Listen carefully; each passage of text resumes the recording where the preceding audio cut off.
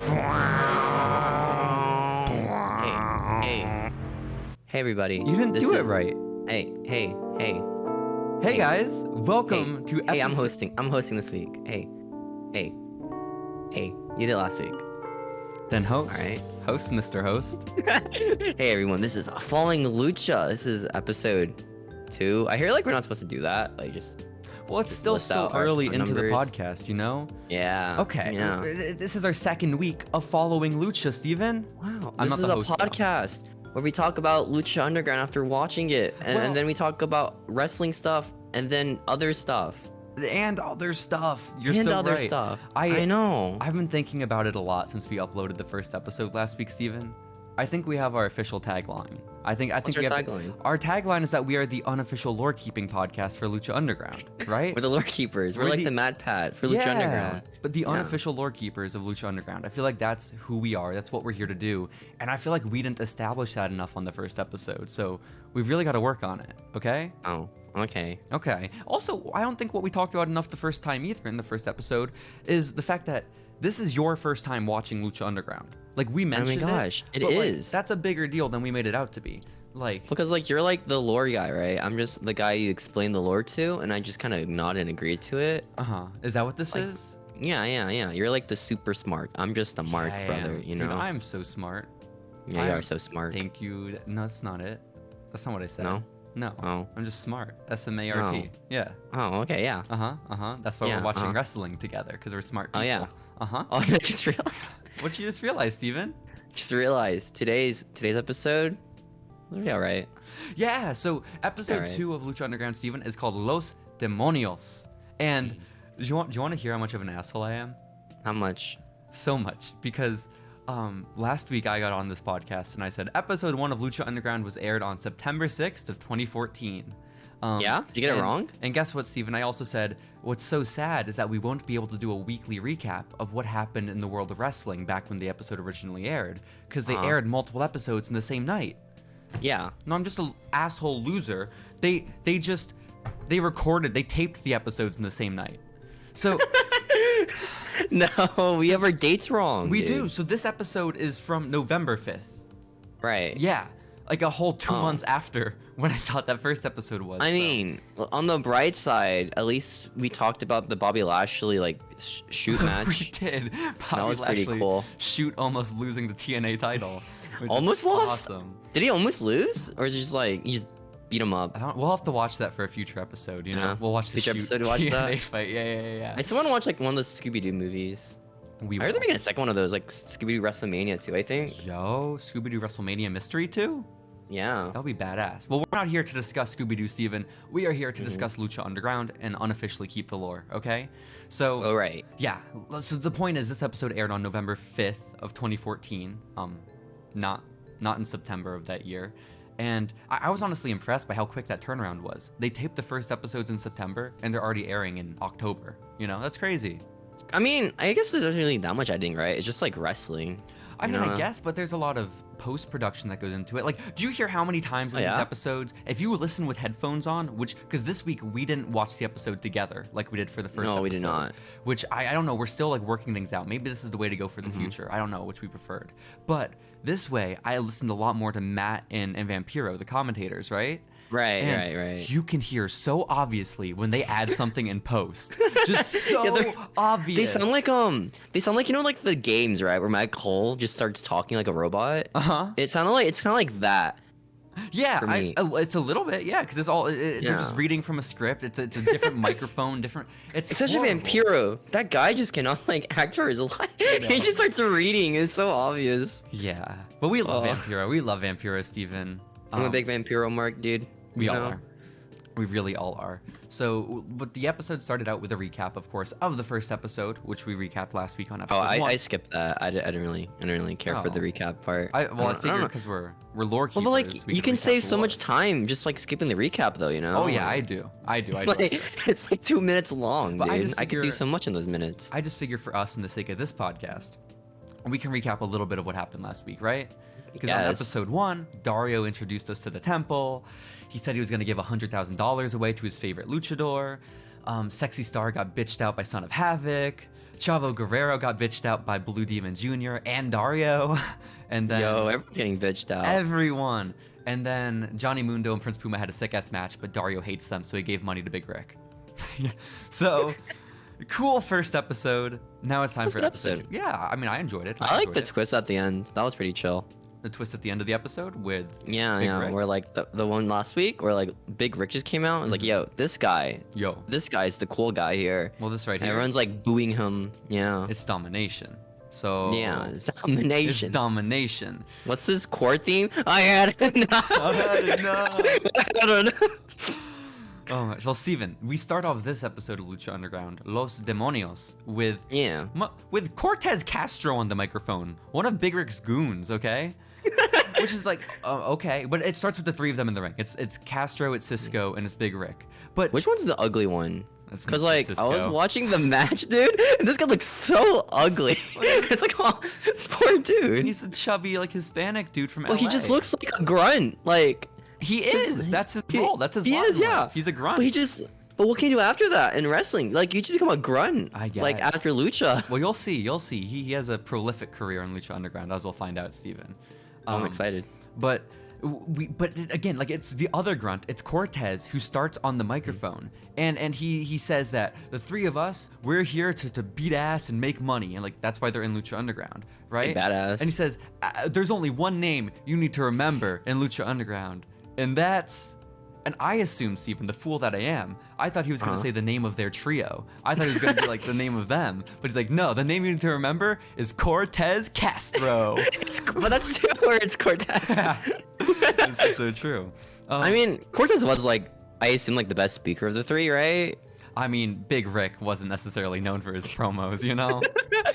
Well, Big Rick is like huge. Like, oh my gosh. Like the guy was sitting just taking like a smoke. He looks badass. Hell yeah, he is. That was sick. When you're a badass dude, it's not hard to look badass, Steven. That's what you don't realize. That's what you don't realize. But then Mr. Cisco grabs the mic from Cortez Castro and he says, yeah, and I'm Cisco. Yeah. Yeah. Yeah. And then basically Big Rick grabs the mic and he says, and I'm the boss. Which is like, okay. It's fair. I mean, yeah, you look like the boss. So I guess that's the idea. Big Rick is paying these two guys to be his goons, and they're here in Lucha Underground to make even more money. But they're busy talking because Big Rick's on the microphone. He's like, I'm the boss, and I have a message for Johnny Mundo. And before, Steven, it's so rude. Before he can even get out his message, Johnny Mundo storms the ring and attacks Big Rick. It's horrible. Well, actually, he doesn't attack Big Rick. He attacks Mr. Cisco and Cortez Castro. It's poor goons. Poor do they get goons. paid if like, because does Big Rick pay them, or like do they share pay? And then Big Rick's like, all right, here's your share of the portion. Right? Like, That's the question. We're the Lord how does that Keepers, work? So we have to figure that out. I mean, who does your taxes here? Yeah, I'm assuming they're not salaried employees by No? Big Rick. No, I'm assuming that it's probably Illegally? on commission. Yeah. Illegally employed, or Well, again, I don't think employees at all. I think they get. they're from the streets, right? Like everyone from I thought. Lucha Underground. No, from the streets. no, didn't like. I remember like it was this match or the next one where like I think it was like Vampiro was like this is toughness from the streets. Yo, hell yeah. No, I think that's what they said after was it Cortez or Cisco kicked out of the Moonlight Drive. Mm-hmm. This is from the streets. Wow. So yeah, one of them's from the streets, Well, or both. Spoilers, Steve. Or all three. Such spoilers. Why would he hit him with a Moonlight Drive? They're not even in a match. This is just a beatdown. This is a beatdown, dude. Yeah, but it's basically it's him versus the two of them or the three of them. Yeah. And then Puma comes out to sort of help out, doesn't he? Or wait, is that sort of how it goes? I don't think it is, right? Instead, doesn't like someone get shared? Like Johnny Mundo attacked, and then everyone got out of the ring, right? And then Mr. Cisco and Cortez got chairs, and they were about to attack Johnny Mundo with the chairs, and then Puma came out. And so Puma and Johnny were like about to fight the three of them. But Big Rick does not grab a chair. Big Rick just runs away up the ramp. You know, Big Rick's Well, he doesn't need just to fight. Like, he doesn't need to fight. He's the big man, you know? I guess it just doesn't make him look the toughest when he's running away from these dudes, you know? It's still Yeah, but 3 on 2. look at him. You know? But he's like 6'8", dude. Okay, like, does he really need to like fight? No, Who was you're right. they're fighting first? No, you're right. I don't know. You're right. I don't know. But basically, it's this scene where Big Rick is climbing the stairs. The goons have chairs, and Puma and Mundo are in the ring. And then, from his office, Steven, it's Dario Cueto. Yo! Oh my god. And Dario basically says, yo, this is going to be a tag team match. And so there we go. We got the first match of the night. It's the Goons versus Puma and Mundo. And it just, the match was Prince Puma just outclassing Mr. Cisco and Cortez Castro. Dude, Prince Puma just kind of like jobbed everyone in this match. Really did. Also, like, cool that Dario made a match, but why did Cisco and Cortez put down the chairs? Why didn't they just still use them? Like, right? Yeah, give him an advantage. Yeah, like if theoretically, and in the lore, of course, and that's what we're here to discuss, if in the lore Dario Cueto just wants violence, bring those chairs in, beat the shit, waylay the shit out of Prince Puma. Maybe there's like street rules that to follow, like a policy, I guess. Like, hey man, it's disrespectful to like use chairs on people below us. You're before a match. right. Before a match. Yeah, you're right. Also, just midway through the match, Matt Striker just says, "I steal moves all the time." just that's cool, man. I feel like because we didn't watch the episode together, Steven, and we did listen to commentary, so much of this episode is going to be me quoting Matt Striker and Vampiro. Oh my god, Matt Striker, much. dude.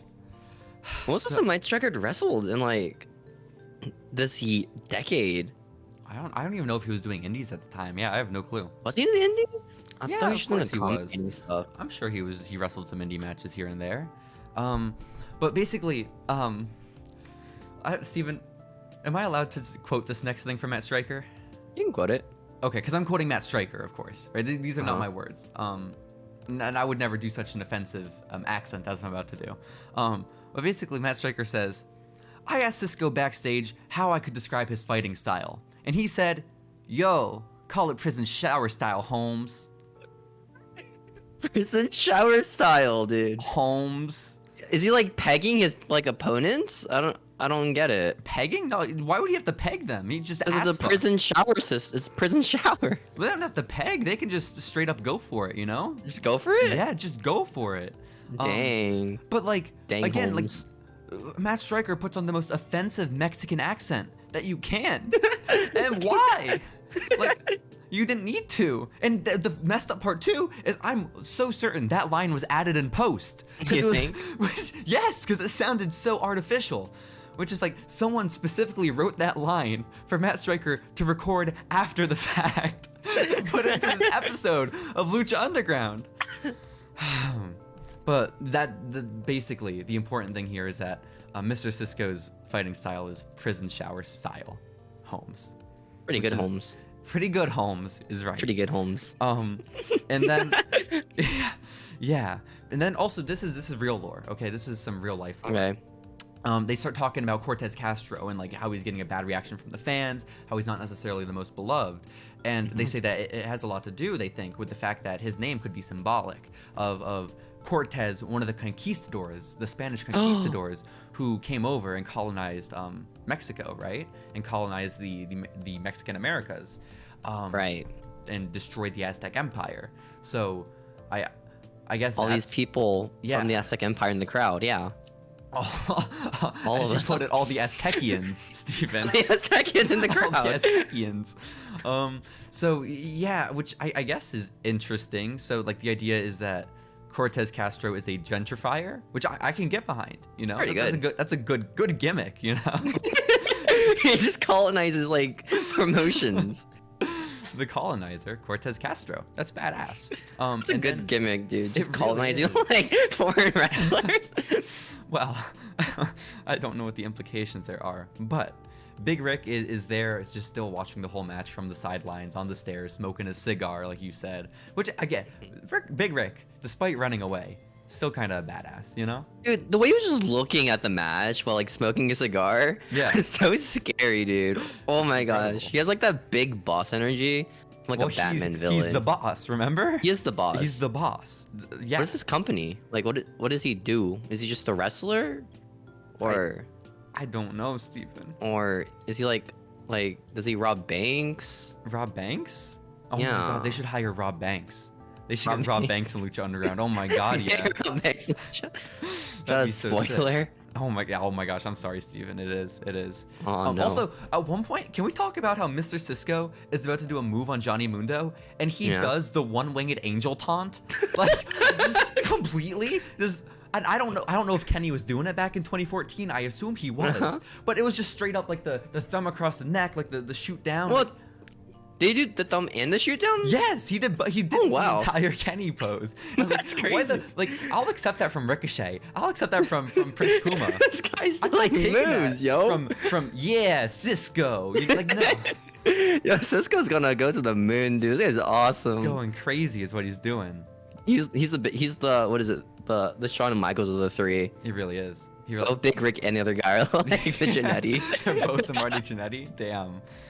But basically, they cut back to Big Rick smoking again on the stairs, and Vampiro is pissed off because he says Big Rick is not setting a good example for the children, which is true.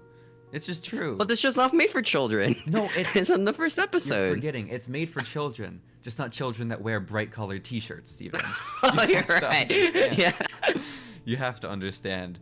But basically, the move is it's just what we said earlier. Like Johnny Mundo and Prince Puma kind of dominate the two of them. And then near the end, Cisco and Cortez kind of mount a comeback. They hit the Shatter Machine almost, but it's interrupted by Johnny Mundo. And then basically there's the Moonlight Drive. And then, okay, hold on, because Johnny Mundo hits the Moonlight Drive, right? Goes for the pin, and it's not a 3 count, but you hear the bell ring 1 time. So Melissa maybe was quick on that trigger and like rang the bell. She was ready to go home. She wanted to be over. I think this Vampire is like, there's no way he kicks out, and then he just kicks out. Yeah. I think that's like the worst trope in wrestling. Whenever it's like a finish, right? It's like they can't kick out of this one. And then they just kick out. Yeah, at least we're still early in the Lucha Underground where there's a plausible deniability where like we don't know yet what Johnny's finisher is. So like maybe a Moonlight Drive could finish the match, right? But now we know, no, it's probably not gonna. It's like a sig move, not a finisher. It's so sick though. Like the way he just does a flip on you for a neck breaker. It's so sick. I mean, just theoretically, like it just doesn't work because you just fall on your back. Well, the move makes no sense in real life lore. But we don't operate there, Stephen. Okay, we don't operate in the real life? Yeah. We're in the Lucha universe. We really are. The Luchaverse. The Luchaverse? Is that like the Codyverse? Oh my god. The Codyverse for Lucha. Wasn't Cody a Lucha as well? What was that gimmick? Cody? Stardust? Yeah, the Cody. That was not no, where he's like a lucha mask. What's that gimmick? With what's his face? With Fuego Dos? Yeah. Yeah, well, we can't get there, Steven. We can't talk about Cody yet. That's for the current event seg. Yeah, we're not there. Oh no. We're not there. But basically this match, Steven, the tag team match ends with stereo 450 splashes from opposite corners with Johnny Mundo and Prince Puma hitting them on Cortez and Cisco, and they get the win, and they celebrate, they shake hands, and it's a similar sight to the end of the last episode where Johnny Mundo and Prince Puma are hugging. They're building a friendship, Steven. Aww. Oh, it's so sweet. That's so nice. So sweet. You think they're still friends today? I would hope so. You know, I don't want to. Again, I've watched Lucha Underground. I can't spoil this for you. But oh no. They have a history. They have a history. Hey. Which, by the way, no one's gonna care about this, and you won't either, Steven. But they need to. These cameramen need to figure their stuff out. Because at one point, Steven, in film, right? In filmmaking and just videography in general, there's a very basic rule you learn like in the first 5 minutes of doing anything, and that is you don't break the 180 line. Right? Meaning that whenever you're filming, there is an imaginary line.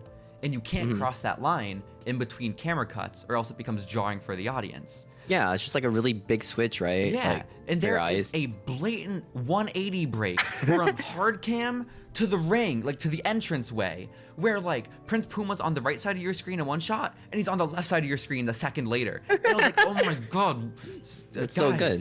This is a big professional company. What are we doing? I mean, they did on the Suicide Squad. I remembered like the first movie, where Harley Quinn's she's sitting down, right? And then the next thing she's just up all of a sudden, but on the other side of the chair, and it's so bad. This is devastating. That is devastating. Well, Steven, we move from that very well. Also, you're the host here. You're the host for this episode. So hey, what happens next? What happens next? So what's happening next, dude? My boy. Well, I think there's a promo next, right? Yeah. We're like, what was it? Prince Puma's manager, like, yo, man. Excuse you. You see this kid? You can't make friends. You only have one friend here. It's me, dude. I'm your one friend, Prince Puma. Excuse you. Put some respect on that manager's name. That is Conan, okay? Conan. That's Conan. It's Conan. Oh my god. Where was he in the night? He just wasn't in the match, or? I mean, yeah, that was weird. I did think that too. That Conan never came out with Puma this week or last week, really. You know, I like how Puma in his free time just like beats up box like sandbags. Yeah, just beats the shit out of him. Beats the shit out of him every time. The promo is basically it's backstage like in a locker room in a training facility, and Prince Puma's beating the shit out of a punching bag, and Konan's narrating it, right? And that's what Conan says. I was right, brother. You are Lucha Underground, which like true. Kind of true. True. Kind of true. But you're also right, Steven. He says the one thing though, you got to get the hell away from Johnny, you know, because you don't got any friends in this business except for me. And it's like, the hell, dude. This is so abusive. He just no. He's in the right, dude. Like he picked him from the streets, man, and he realized that Prince Puma was a relative of. Was it like Puma Trebleman or something? We don't get that from the leather promo. That's a different Prince Puma promo tonight, Steven. We got like 3 Puma segments in this one episode. We are building him up. Me, dude. All these Conan segments. But this was like it was heartbreaking as Conan delivered this news to Prince Puma, because they kept like doing these dramatic close-ups of Puma's face through the mask, and like he's on the verge of tears, like as Conan tells him, "You have no friends." That's the most Ricochet thing ever. Was that what the one segment with Drew McIntyre where we're like, Ricochet's like, God. yo guys, yo guys, I don't want to talk, and he's like, shut up, dude. Ricochet's like the most saddest guy ever. I didn't come here to talk. Then don't. He looks so sad. There's that promo. But basically, Lucha Underground knew what was going on. They knew what was up. Yeah, they were with it. They knew to cover his face. They did not let Prince Puma talk once during this promo. It was just dramatic close-ups. That's all it was. It was beautiful. It was His beautiful. two like emotions are crying or just like blank. That's it. But we transitioned from that promo, Steven, into a hype promo. Another hype promo. This one for the man that Dario hinted was going to be debuting last week. Remember when Dario was bitching out Chavo Guerrero, and he got Dario got so dramatic. He was like, "Chavo, because you lost, 1,000 deaths are coming." Just like, oh shit. Poor Chavo, dude. Well, now we know what he was talking about, because debuting this week on Lucha Underground in the main event is going to be Mil Muertes. And, dude, this guy is so cool looking. Right? And Matt Striker basically introduces this promo footage where it's scary, like horror B-roll from like backstage. It's really good. Yeah. I like it a lot because like they make him sound like some like supernatural lucha man. Yes. Will beat you up. As many lucha men tend to be. You know? That's what he is. But basically, like it's all the scary, spooky footage, and then you hear like a female's voice on top of it, and it says like, "Some things in life are certain." It's like death, taxes, blah blah blah blah blah. Taxes, lucha man. And scary lucha man. It's me, the lucha man. But she basically ends the promo by saying, 1,000 deaths are coming for us all. And then there's a FNAF jump scare out of nowhere. There's just Lucha man. the Lucha Man, just in full Freddy Fazbear fashion, Steven, jumps into the frame screaming. Okay, that's awesome. It was so. I don't remember this from the first time watching Lucha Were you Underground. scared? I pissed my pants. Did it get you? Did it really get you? No way, dude. Well, Dario was right. 1,000 deaths are coming for us all. Mil Muertes debuts later tonight. It's a pretty good promo though. I liked it. Like it was better than like Sexy Star's promo, where she's like, "Yo, guys, women can be as good as men sometimes. Sometimes women are good. Sometimes. Sometimes." Well, Steven, speaking of Sexy Star, we transitioned into a match including our beloved. Okay. Yo, next match was sick, dude. It was. Who was it? It was some Havoc and some girl we've never met before. That's Ivelisse. Ivelisse? Is she important? Ivelisse becomes important. Okay, spoilers. But basically, it's Ivelisse and it's Son of Havoc in the ring together. They don't get an entrance, of course. The jobber entrance has not gotten which an really entrance sucks for a pre-tape show where you get a jobber entrance. A little bit. Well, I'm sure he got an entrance there in the temple, but for us at home, he did not get an entrance. But again, it's a jobber entrance, but we already established Son of Havoc won his match last week. Yeah, you know? He won pretty easily too, you know? Which, by the way, in the intro video for this week's episode, when they showed the footage of Sexy Star getting pinned, they had Matt Striker say again, and Son of Havoc hooked the tights, he grabbed the tights. He did not grab the tights. Son of Havoc never grabbed the tights. That's a lie. Why is Matt Striker covering for Sexy Star? basically, Son of Havoc and protect Ivelisse Sexy are in the Star. ring. And then we hear it, Steven. We hear it come down from the rafters. Oh my gosh. Ooh, Chavo! Chavo Guerrero, dude. Chavo comes Chavos. out. And we're That's like, what you need yeah. for your tag team. You lost last week? Have Chavo.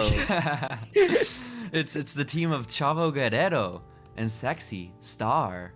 And while Chavo is making his way to the ring, Vampiro just starts plugging the Talk is Jericho podcast. Oh, that was so weird.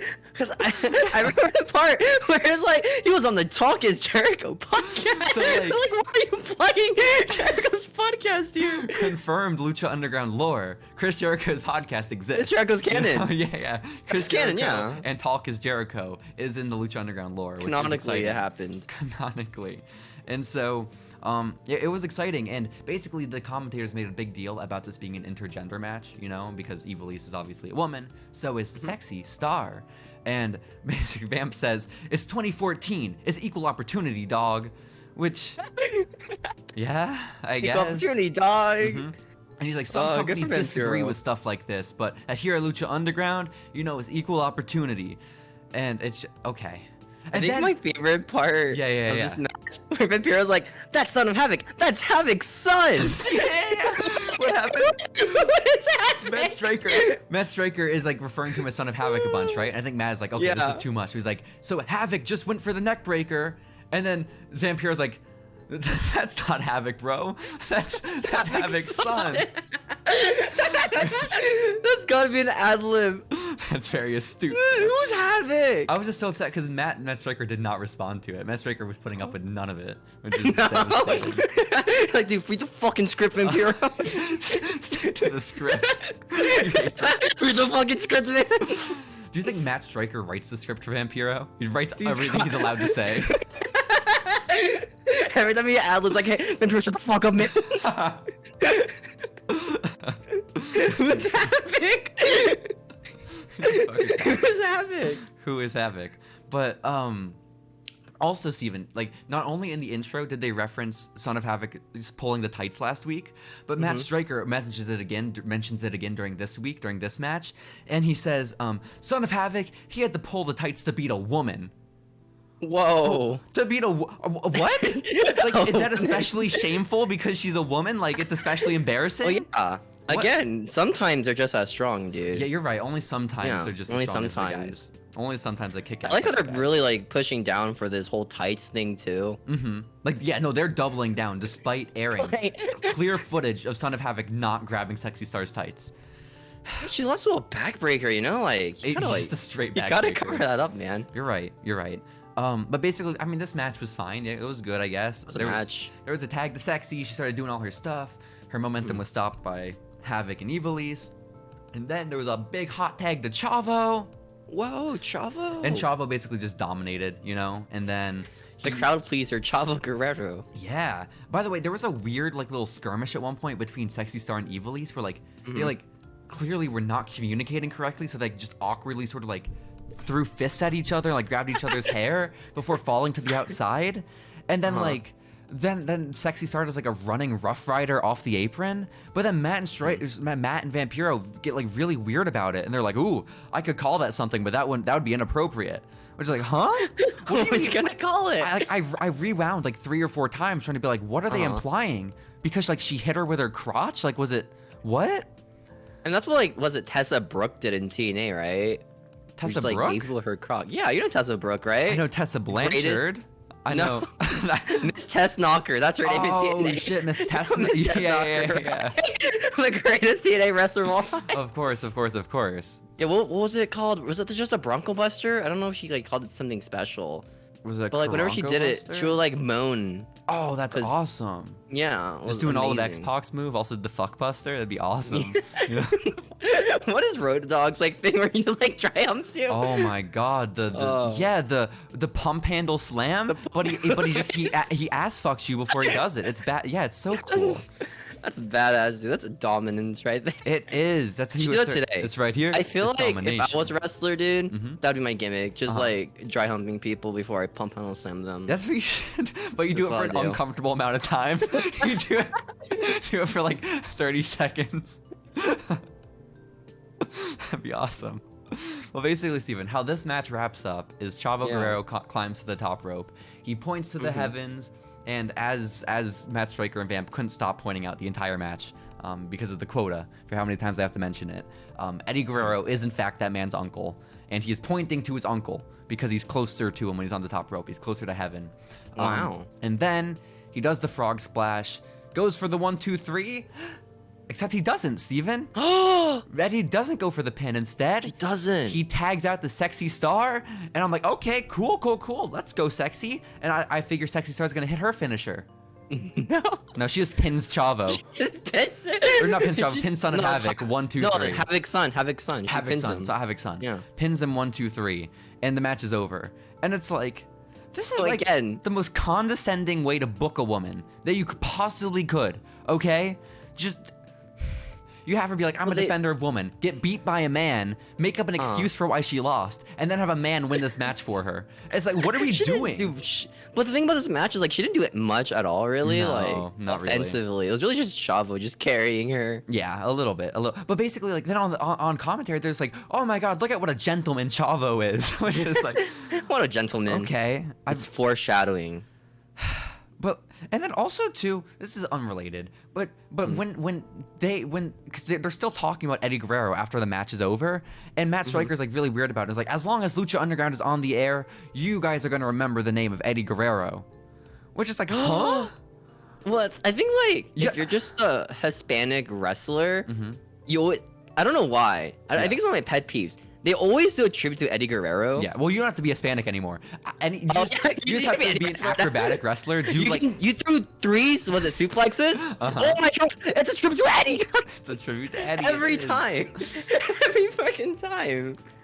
But, I mean, But as long as Lucha Underground's on the air, we'll remember. Which it's not on the air anymore. Who the fuck is Eddie Guerrero? I simply don't know. Who is Eddie Guerrero? Why do they keep mentioning him during Chavo's matches? Who is he? Is he up there? Is he down there? Where is he? I don't know. Steven, this is official Lucha Underground lore because it's no longer on the air. No one knows who Eddie Guerrero is. No, we don't know. As podcast hosts, we don't know who Eddie Guerrero is. Who is this Eddie Guerrero guy? Who is he? Why are they doing 3 suplexes? What does it mean? I don't know.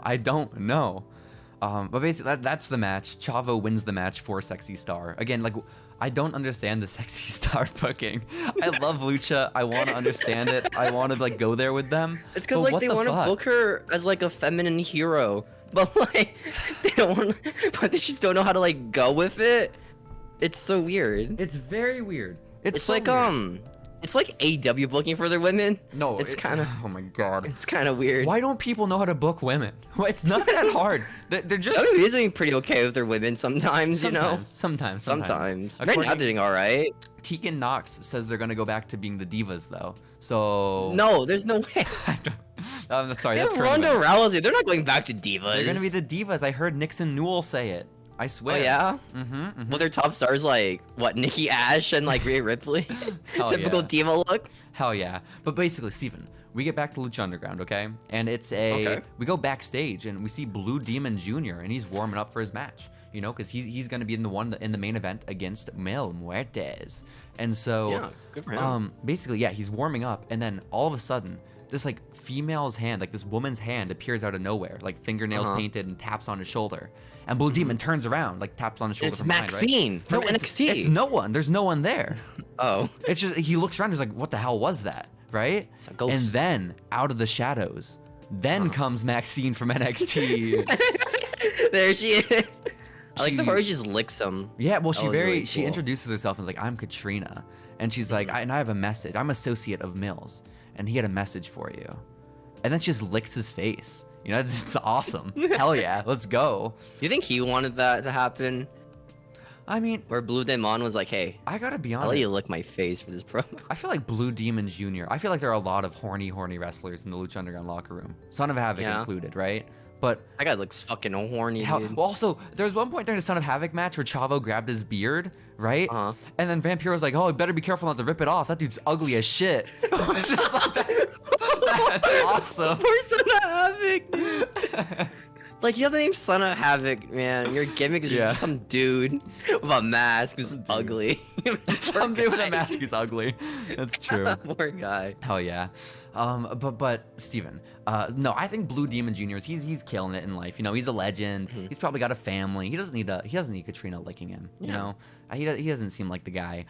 But this is basically it. She licks his face and says, "A taste before 1,000 deaths," which is like they're really laying on thick. The 1,000 Is that a thing they death keep, thing. or do they just forget about it like in a month? The 1,000 deaths? Yeah. Well, you never forget about it. Mil Muertes is a direct translation of 1,000 deaths, Steven. Oh, that's awesome. Did you not know that? That's the whole gimmick. I thought he was just Spooky Lucha Man. He's Spooky Lucha Man named 1,000 deaths. Oh, really big. Hell yeah, he is. Hell yeah, he is. But then, Steven, this is finally where we get the third Prince Puma segment of the night. This is the one this is where Conan just touches like his breast. Did you see that scene? He just caresses him. He just like pokes his like nipple area. That's so weird. Awesome. Wow. But basically this is supposed to be like more of the origin story of Prince Puma. We're learning more about his like background and his lore. And Conan's like, I had a close personal friend who guided Prince Puma toward me, who recommended Puma to me. And it's a close personal friend that you guys at home probably know too. And I'm like, oh, who is it? Okay. Who could it be? I don't know. But then he basically Agent says, B. my close personal friend, he found Puma in a back alley fighting for his life. And my friend, he's usually the type who would step in and help out. But with Puma, he didn't have to. Which is like, okay. What a badass, Puma. What a badass. But like, who's his friend? What is the who are they hinting at here? Who is this friend? We know them. We could know him. Well, I was thinking, is it Rey Mysterio? Because like that was my immediate thought. WCW, you know, Conan. But then I was thinking, there's no way, because Rey Mysterio is still under contract with WWE at this time. There's no way they're hinting at like Rey Mysterio is going to be in Lucha Underground. Because how the fuck do they know that? But then I was like, maybe are they hinting at the man in the green mask from the first episode who says, "Come with me"? Like, Come with me. I feel like that's probably what he was hinting at. Is the man in the green mask? The Come Green Man. The Come Green Man. That's the one. But did you have any speculation? Did you have any guesses who Conan was referencing? Could be Cody. Cody. Could be Cody. Also under contract with WWE at the time. Like I think deep into the Stardust gimmick in 2014. Is he doing the Stardust, or was he doing like the? No, he wasn't. That was like 2016, wasn't it? Oh, was it? He could have been Rhodes' brother, just like teaming up with Dustin. I don't think it's Rhodes' brother. I think that was like before Stardust. I think it was like. Wow. It might have been Scholars. Like Rhodes Scholars. Team Rhodes Scholars. That would make sense. Yeah. What a great gimmick. But basically, Steven, they go back to Puma and they say, and they go into his like background, right? They say, and when I found out that Puma is a direct descendant of a renegade Aztec tribe, I knew he was the one. Which is, huh? How do you know that? Yeah, like what are we doing? How do we know what tribe he's from? How do we know they were renegades? How do we know? Did he have a mask on the streets too, or like there's like, hey, have this mask? I simply. Your ancestors. Yeah. When did he get the mask? Was it? Yeah. Did your friend find him wearing this? Did he give him it? I don't. Because there's if Prince Puma's just wandering around the streets in this fucking yellow spandex and mask, of course he's getting beat up. He's a fucking dork, you know? This is only cool in one context. Yeah, man, just out in the wild, just beating up like homeless people. I like that narrative. Prince Puma wasn't getting beat up. Prince Puma was seeking out the homeless and just kicking the shit out of them for sport. That's so good. Well, he's in LA. It's not that hard, I assume, right? That's true. Well, from this Bodio, Steven. You have to remember. Okay. We don't know it's from LA. This Bodio. But basically, Conan says his past might be dark, but his future is bright. And so... Is it? Huh? Like, is it that bright right now? I mean, hell yeah, it is. He had a sick ass match with Johnny Mundo. He just won his tag team match tonight against the Goons. Like today? Like in today's light? Well, again, Steven, we can't predict the future, okay? We're deep into 2014 at this point, okay? November 5th, as I found out, 2014, and so future's bright. Prince Puma knocks the punching bag off its chain, and there we are. That's the segment. Before we move on to the main event. Yo. Main event was sick. Steven, who is the main event between? It was Blue Lucha Man and then Big Lucha Man. Blue Demon Jr. versus Mil Muertes. I don't know. I think it should have been a squash match. I a little bit think it should have been a squash because it wasn't. It was very much back and forth. It was okay. Yeah. You want to know what? It was back and forth for real, but commentary kept commentating as though it were a squash match. Yeah, it's weird. Like they never acknowledged when Blue Demon was getting offense in. It was like so... an upper hand or anything, because he got the upper hand like quite a bit in this match. But like So the commentary, like, yo, this guy's fucking badass. Oh yeah. Which, by the way, you say Mil Muertes is the Big Lucha Man. Both these dudes, very beefy, Very large beefy men. guys. You know. I don't know. I'm a big fan of beefy men and like Oh, wrestlers hell yeah. now. So, like this match was fucking sick, dude. Just big lucha people Hell getting yeah. the shit out of each other was awesome. Hell yeah. One thing I cannot stand, at least about early days Mil Muertes, and I hope you can go with me here, is that he's big scary lucha man doing the jump scares. He has this scary ass cape he wears to the ring with skulls on it. Has creepy lucha woman, ghost woman with him. Hot lucha woman. Oh my god, Katrina's gorgeous. And he's wearing just blue pajama pants. Just striped that too. blue pajama pants. Is that the one with like the crotch hairs like darker a little bit, right? I don't think so. Like the middle? I don't. Or was that Demon? Yeah, I think that's Blue Demon. Yeah, it's definitely Blue Demon. But no, Mil Muertes is just like they legitimately. I can't describe them any other way. They look like pajamas, and it's like, what? Why are we doing? Why don't you just wear black tights? Why not? You're a man of 1,000 deaths. Just wear black. What was his mask? Like I don't remember his mask so much. Is it like detailed or it's just like a black lucha mask? It's pretty detailed. It's detailed, but it's black on black, so you can't really see the detail, right? It's bluish and purple, which like blue and purple, those are scary, spooky colors. Light blue is not. Okay. Like so very spooky. No, it's not. Why is there a hole in Shane's face? Which by the why is there a hole in Shane's face? See that hole in his neck?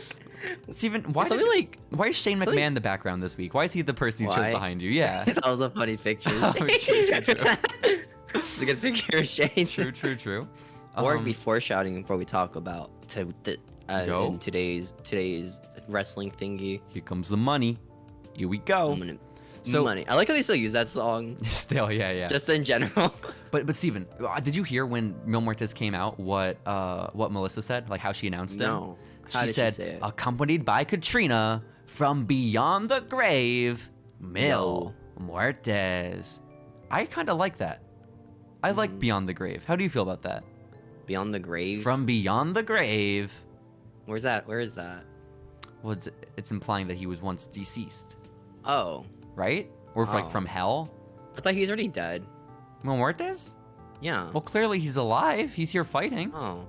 Yeah. Oh. So I guess you don't think it's cool that he's from beyond the grave. I don't know what that means. She said from hell.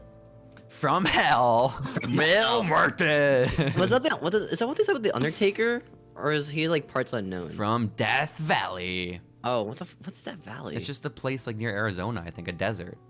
Oh, did you just pick it because like it just sounded like it had the word death in it? It's like, yep. I like it. That's where Taker's from. Well, no, I don't. Death Valley's fine. I don't give a shit. But I think Beyond the Grave is badass. I like with Son of Havoc. They announced him from the open road, Son of Havoc. Well, because like he's supposed to be like a Son of Anarchy like trope, right? I assume. Is he a Son of like Anarchy like parody? He's definitely he's motorcycle man, bearded motorcycle man. So yeah. But why does he wear a mask? He's not like is he a luchador? It's Lucha Underground. Yeah, but like Moon doesn't wear a mask. Either way, Son of Havoc's not in this match, okay? Son of Havoc is not here. It's Blue Demon and it is Mil Muertes. Which, by the way, when they come out to the ring too, Katrina is holding like this red cloth in her hand, and before the match starts, she gives it to Mil Muertes to hold on to, right? And Mil's like he clutches it close to his face, like this, this red cloth, and Matt Striker, in as on the nose fashion as you can be, he's like, whatever Mil Muertes is holding must be very important to him, but it also seems like he's okay and trusts Katrina to hold it, which is like okay. Thanks, Matt. Thank you, Matt. Thank you. What could it mean? And then why is he holding a red napkin? Why is he holding a red napkin? Why does he trust Katrina to hold his red napkin? Is it from his lunch? Is he going to lunch after this match? Oh my God! Don't let Johnny Mundo see it. Oh, you don't need to use a napkin for his meal. One napkin. Basically, before the match starts, after they have fun with this red napkin, the two of them they just make out for a little while. They kiss. And then, before the bell even rings, Mil Muertes ambushes Blue Demon Jr. which is like, okay, there we go. I like that. Just vicious assault on Blue Demon. He should just be a big spooky dude. Like, he shouldn't care about the rules, you know? Hell yeah. Beat him up. Just beat people up, dude. You're a big man. Hell yeah. But like you said, it's oddly back and forth. I feel like it should have been a squash, but it really kind of wasn't. Well, at first, it was like mostly Muertes, right? Mm-hmm. And then, like, I think Blue Demon got like one counter. And it's like my favorite part of the match is like at one point, Mil Muertes is down on the mat, and Blue Demon's just kind of like wandering around, and he locks eyes with Katrina. He's like, "Oh, what's up?" And he starts like walking toward her. I thought you looked my face. Badass. But basically, Mil Muertes ambushes him from behind at that point again. Yeah. And then Katrina like kicks him in the face with her stilettos when the ref isn't looking. And then fucking Matt Striker is just like, he says, "There's something sexy about a woman in stilettos, isn't there, Vamp?" It's like, okay. What did Vamp say? Vamp probably agreed. You know, I didn't write down his response, but Vamp definitely agreed. And then basically Katrina kicks him in the face with her heels, and then like sort of yanks down on his neck. And it's a setup for Mil Muertes to hit a lung blower, which, by the way, the stiffest fucking lung blower I've ever seen in my life. It was gross. Is that the one just like that, right? It's just like, it's like the double knees down on the back. Like you jump up and you smash someone's back into your knees, right? Oh, the backstabber, like yeah, what the backstabber did. The Yeah, okay. And then he transitioned that into the flatliner. Is that what's called, the flatliner? That's the word. Flatliner, It was yeah. a really weird flatliner. I feel like that shouldn't be his finisher. Like, it was kind of like late for this big man of flatliner them. Yeah, it's not the best move in the world. I like it because I was introduced to it here in Lucha Underground, and I think the name is kind of badass. You know, like the flatliner. I mean, for his like finish, yeah, it's pretty sick. The only thing is, since I've originally watched Lucha Underground, I've heard people refer to the flatliner as the self rock bottom, and I can't not see it now. You are just rock bottoming yourself. Self rock bottom. Self rock bottom. No way. It's so sad, but I mean, cause like you need like momentum to make it look cool. I feel like, right? A little bit, just run towards them and jump down. Is that what it is? I mean, I guess, but then that's more momentum smashing down on your own back. It's just a weird move. Yeah. It's a weird move. You need to kind of do it like the end of days, you know? Like that's how you need to do it. With the spin? Yeah, or the deep six. Not deep six. Deep six is a little different, but end of days, black hole slam. But basically it's 1, 2, 3, and Matt Striker yells "Death to Blue Demon Jr.," which is like, okay, cool. He's dead. He's passed away. He's dead now. But then Mil Muertes isn't done, Steven. He goes back on the attack. He keeps beating up Blue Demon. He is a monster. And then you hear the music again. Ooh, Chavo. So is Chavo like the main character right now? It feels that way. Prince Puma and Chavo are the protagonists of Lucha I thought Underground. they were like building up for Prince Puma Mundo being the big guys. Yeah. But like Chavo just appears like twice in this like episode. Yeah, Chavo's gotten like just as many, if not more, segments than Prince Puma so far. It's insane. Chavo comes out to make the save and to help out Blue Demon, the man who beat him last week, right? And then he scares off Mil Muertes. You know, the man of 1,000 deaths is afraid of fucking the nephew of Eddie Guerrero. Chavo Guerrero, dude. And he's holding his red napkin too against him. Yes, that was the scary part. But Chavo had a chair, to be fair. Chavo did have a chair. And so he helps Blue Demon up to his feet. He assists him. And then Chavo Guerrero, bastard that he is, smashes Blue Demon Jr. over the head with the chair. He turns his back. The referees. He does. He just come like, yo, bro, stop. He's like, Chavo's like, no, just like punches him, I think. Yeah. He does. Well, yeah, he hits the shit out of them with the chair, or out of Blue Demon with the chair, beats him down, and then you're right, the referees come out. Rick Knox and a couple, and Marty Elias come out. The crowd is chanting, asshole, asshole. Were they? Was that a thing they did actually, or? Yeah, no, it was real. You could see them chanting it. They were for real chanting asshole. And then, basically, after Chavo assaults the referees who are trying to break it up, I think it was Vampiro who said, "That's just like if you attacked a police officer." It's true. That's all refs. All refs are bad. All refs are bastards. Bad. I'm A-Rap. A-Rap. Chavo's A-Rap guy. That's awesome. But basically, after he hits Rick Knox looks dead. Okay, Rick Knox is murdered, just killed, body splayed out on the mat. It's so sad. Some other like indie guys come out and try to break up the fight. Who were they? They were just there. I thought one of them might have been Famous B, but I didn't recognize the other. No. but Chavo just beats the shit out of them too, and he has the chair, and then he unfolds the chair and he sits in it as they start stretchering out Blue Demon Jr. They get an ambulance and a stretcher, Steven. This guy gets chairs on once. All right, we got to stretcher him, boys. Jesus Christ. And then basically as they're stretchering him, Chavo decides this is not enough, and he starts attacking Blue Demon as he's in the gurney. And I love it. They are making Chavo like the most monster heel ever. Chavo's a fucking badass. The crowd is chanting "Puto, culero," and I just, it was badass. It was badass, Steven. Steven, what does puto mean? Puto? Mm-hmm. It means like poop, right? Oh, true. What does culero mean? Oh, annoyed. Oh, cool, What cool, does cool. it mean? But basically, I like huh? I like the part where Tiger was it not Tiger Star? It was Tiger Star. Sexy Star just comes out. I was like, just like this Dexter in the face with the chair, and she just out. Well, you're right, because then you're absolutely right, because then Sexy Star comes out, because you're right, it was before Blue Demon was even stretchered away. It was while he was still beating him up. Sexy Star tries to make the save, and then Chavo smacks the shit out of Sexy Star with the chair. She's Brains dead. her. She dies. Like it was one shot. And Nothing she's gone, on dude. any of these first 2 episodes has made me think, wow, Sexy Star is a viable contender in this company. Dude, Not a Sexy thing. Star, dude, has the worst booking so far. Cause like they want to be like Atrocious. the feminist hero, but legit, she just jobs to everybody. Oh my god. I mean, but like it's good. This is good sympathy, right? Like getting hit in the face with a chair by Chavo Guerrero. That's great, right? I like that. And now I care about Chavo for real. And I think It's like, great in good context now. Well, Chavo's a hero in this context of like today by yeah, hitting her with the chair. you're right. But basically, Matt Stryker says, "I hope Chavo's kids aren't watching at home," which like true. You know, this is horrible. This is despicable actions. They call Chavo a sociopath. they call him a sociopath, and they cut to beating people up. They cut to an ambulance speeding down Los Angeles. Was it the blue like the blue one, right? Was it just a blue ambulance? And it was like B-roll, I think. I mean, I doubt they got the rights to film an ambulance driving down the streets of Los Angeles. It's definitely some stock footage.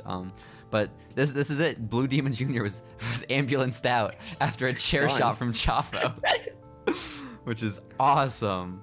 Well, he took a flatliner. And that's true, and a flatliner, and his heart did simply stop. You're right. You're right. But that is episode 2 of Lucha Underground. That is Los Demonios. I didn't think it was that great compared to episode 1. I thought the first episode was better. It was a little slower. Like we had our big stars in the first match of the night in an okay match. I think the matches just like weren't as good as the Johnny Mundo match. Yeah, well, the first main event was so goddamn good. Yeah. Because this one was like kind of meh. I feel like. Yeah, but and I was expecting too. I was almost okay with that being the case if we got more debuts, if we were introduced to more characters. And I get like maybe not wanting to oversaturate things because like it's only a 1-hour show, it's weekly, so maybe like focus on a few characters.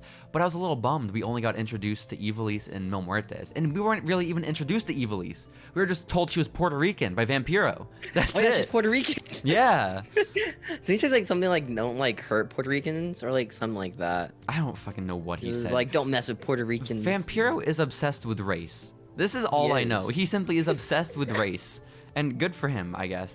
You know, but Steven, this is okay. We finished up episode 2. I think it's about time we do a lore recap. What did we learn from episode 2 of Lucha Underground? We learned that Conan. That's my boy's Prince Puma's only friend. Only friend, only one. Only friend. We learned that the son of Havoc is indeed Havoc's son. He is. It's pretty big. That's huge. Pretty big to know. That's huge. We learned about. We don't learn about the napkin yet, right? Like that's just the thing he does. Yeah. Well, we learned that he trusts Katrina to hold his napkin while he wrestles, which is good. That's big. That's big. And then we learned about Ezekiel's goons just being in it for the money. That's true. That's true. And also, which is what Johnny Mundo's motivation is. Yeah. So like they're not that different. They're all there for the money. Yeah. Which is good enough, you know. It's competitive spirit. It's maybe for the best. It is maybe for the best. And I you know, I think you about wrapped it up, Steven. I think you're right. I think this is all the lore that we need to know. It's good lore today. Pretty good lore. Also lore. Who the fuck is Eddie Guerrero? Who is Eddie Guerrero? Why do they keep talking about him? Who is he? I don't know. Oh, and then also Chavo's a sociopath. Good lore though. Good lore.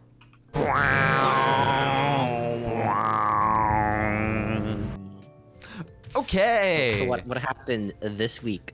Yo, JC, in well, wrestling. Steven, yes, we are going to talk about what happened in the week of November 5th, 2014 in professional wrestling. Like, we're skipping ahead a couple months from what we talked about last time, unfortunately. Well, Steven, I think we talked about this in the early part of the episode, right? Where, yeah. So are we going from like the date of the episode being aired or the date of the episode? Yes. We'll go from the date the episode was aired rather than what was taped. Okay. This episode was taped on September 6th, the same time as the last episode we reviewed. Okay. But it aired on November 5th. Okay.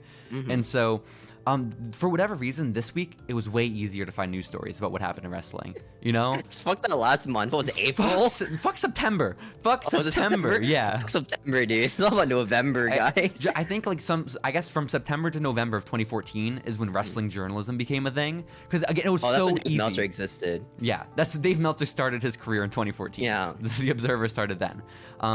But I found a few news stories, Steven. I found a few. One interesting one I found was that Kurt Angle's contract was about to expire with Total Nonstop Action with TNA. Oh. You know, which I forgot. That's an interesting thing. Kurt was like. Well, it's because like I feel bad for Kurt because like I think like he had a drug problem right during TNA. He had drug problems for like so much of his career. Like it was really bad TNA, and then like his wife's like, "Yo, Kurt, if you don't stop doing drugs, I'll leave you," right? No. And then like she legit just left him for like Jeff Jarrett, and that's like Kurt's like shit. This sucks. I know. So I watched like the Kurt Angle like podcast. He was talking like his drugs problems, and I like cried. It was so sad to watch. Aww. Is it from really 2014 or is it like a newer podcast? It's his newer podcast he has now. Does he host it? Podcast. It's him and some other dude who's like is like an actual podcaster. We gotta send them a DM. Let them know that we're promoting their podcast on ours. You know. Yo, Kurt. Get some love thrown our way. We're promoting your podcast, Kurt. What's up, Mr. Angle? Hey, Mr. Angle, you wanna be on our show? You wanna sponsor our podcast? I think it's like it's one of those like podcast networks things. Oh, okay, that makes sense. Yeah. That makes sense. But basically, yeah, there are rumors that his contract's about to expire. It's a bit of debate about where he's gonna go, and apparently, like since what's come out afterwards, like the knowledge that came out after the fact, that Kurt's talked about is he was in contact and in talks with WWE because he was with TNA for so long, 2007 to 2014. Like that's longer than his WWE run was, and he was in contact with them and he was like, "Hey guys, like I would be really interested in a return. And I'm assuming you guys are interested in me returning too, but I want to do it on a part-time basis. You know, I'm just getting a little bit older. Right. I don't want to do it full-time." And WWE said, "No, we don't really care." And they turned him down. The thing is with Kurt Angle, when he left on really bad terms. I guess, where he's but like 7 years up, like Well, the thing is, in his podcast, he like told Vince, "Hey Vince, if you don't fire me, I'm gonna fucking kill myself from these drugs," which is like insane. Yeah. Like he was just coped on like painkillers to the point where he realized, "I'm gonna keep taking painkillers so I die." And it's like shit. You gotta fire this dude immediately. Vince for doing it though, not like driving him to suicide. I guess that's crazy. I know. But basically, well, I guess WWE's like, "Fuck no, we don't really. No, we're good. We're cool. No, we're good. You hang out there. You have fun with Dixie. And you have fun with Dixie and friends." And he ended up re-signing with TNA. So he was there for like another like couple years, and then it wasn't a bad run. I think TNA's pretty alright. I mean, it fucking better be. He was there for almost 10 years, Steven. And then TNA original. Of course. He moved on to WWE in like 2016ish around the draft, which that's the Kurt Angle I know. My Kurt Angle, peak Kurt Angle is him filling in for Roman Reigns in the Shield match. That was really big though, right? Awesome. I think like that was really like wasn't like headlines of people just saying like, "Hey, Kurt Angle back, baby." Yeah. Something like that was his first match back, I think, right? Maybe aside from the Ronda stuff. But it was so messed up because I think it was Roman dropped out at the last second. So they're like, "Oh shit, let's get Kurt in here." Didn't he? But it was a 5-on-3 Money in the Bank ladder match, Steven, because it was the Money in the Bank pay-per-view. Do you know what the stipulation was? Was it? Wasn't ladder match? It was just false counts anywhere. Oh. It wasn't money. It wasn't TLC. It wasn't Money in the Bank. It wasn't Money in the Bank. It was TLC. It was TLC as the pay-per-view. My bad. Okay. But it wasn't the TLC match. They called it a TLC match, but it was just false count anywhere. Because they used tables, ladders, and chairs. Yes, there were TLCs, but you didn't have to grab anything because nothing was on the line. And again, it was 5-on-3. which is just so funny. Wait, who was it? Was it? I don't remember. Was it Evolution? Maybe. I honestly do not remember. I don't remember. My knowledge ain't that good. My knowledge ain't that good.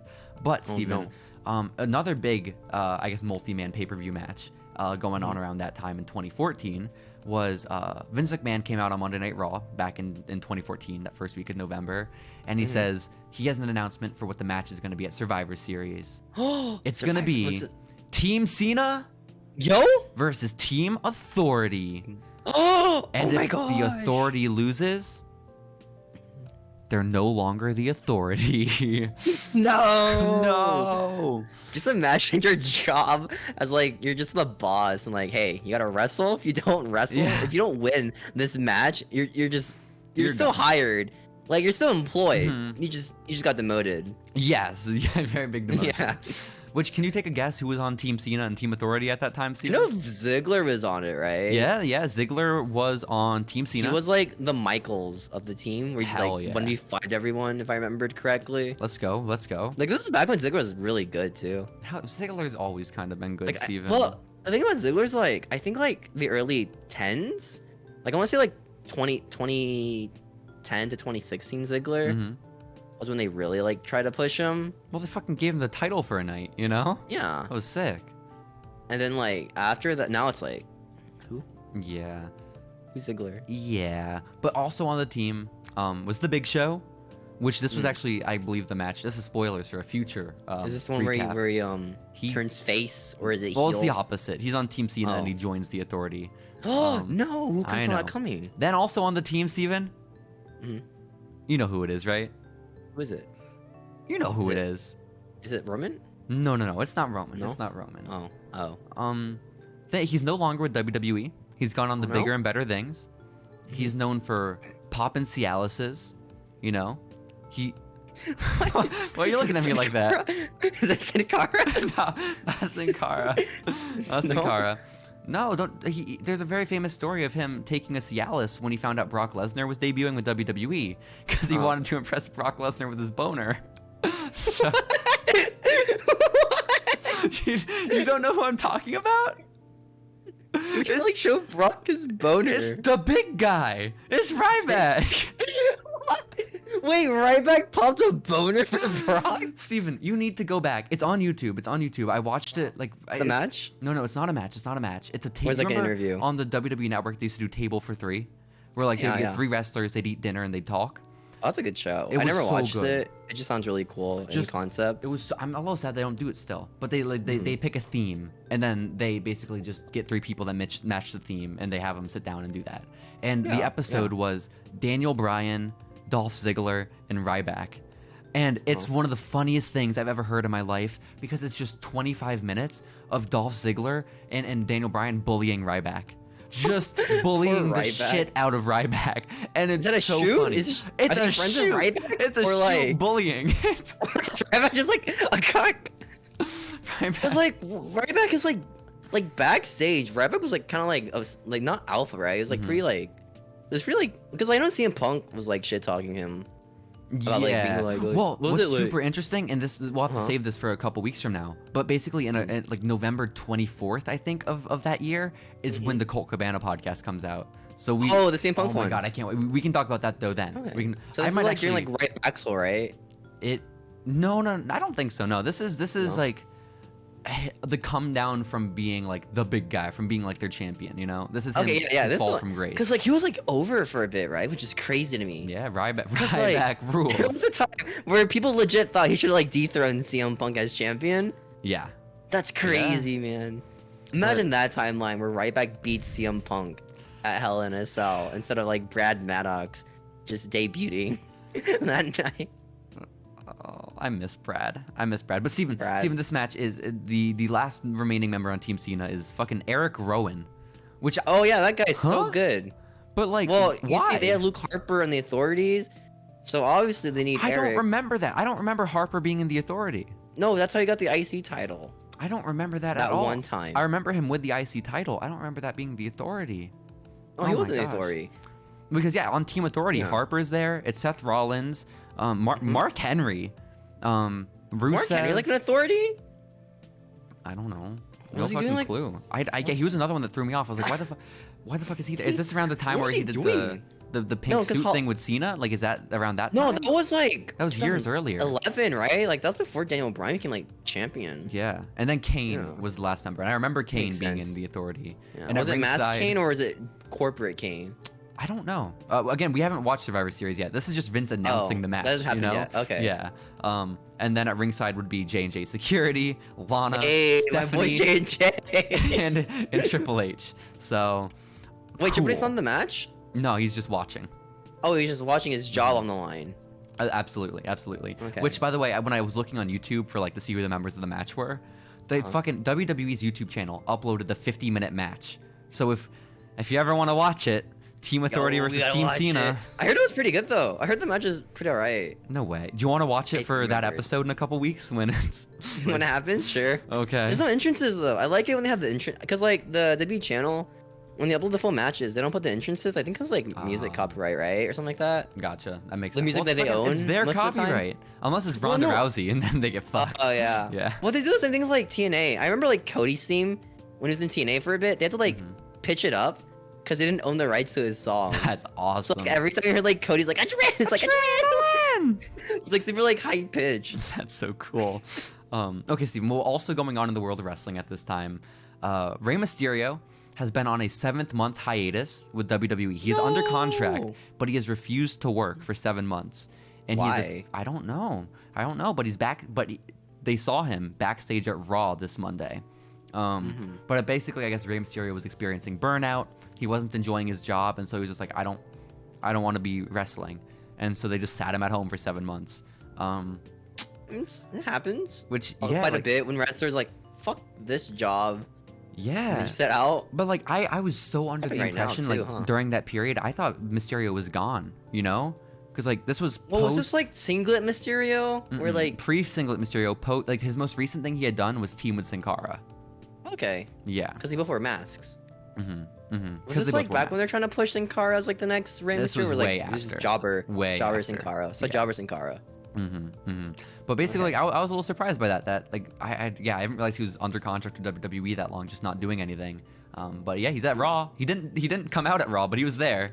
He's there. He's for the show. Exactly. Also at this time, Steven, on Monday Night Raw, after the show went off the air, they had a special network exclusive, a United States Championship match between Rusev and Sheamus, where Rusev won his first ever WWE title. He won the US Championship.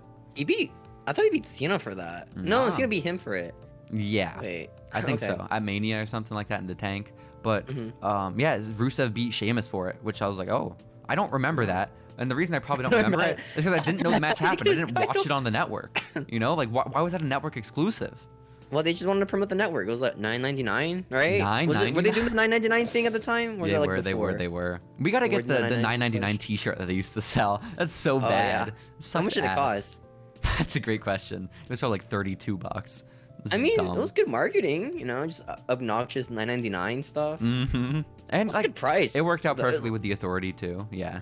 It's also like a legit, really good price for like that kind of network. Oh my god, subscription. yeah. What? Like 100, like what, $10 for like thousands of hours of like wrestling content. will never- That's always being updated. Never understand getting rid of the network. I mean, I'm sure they made so much money. They from made more it. money now with like selling to like what?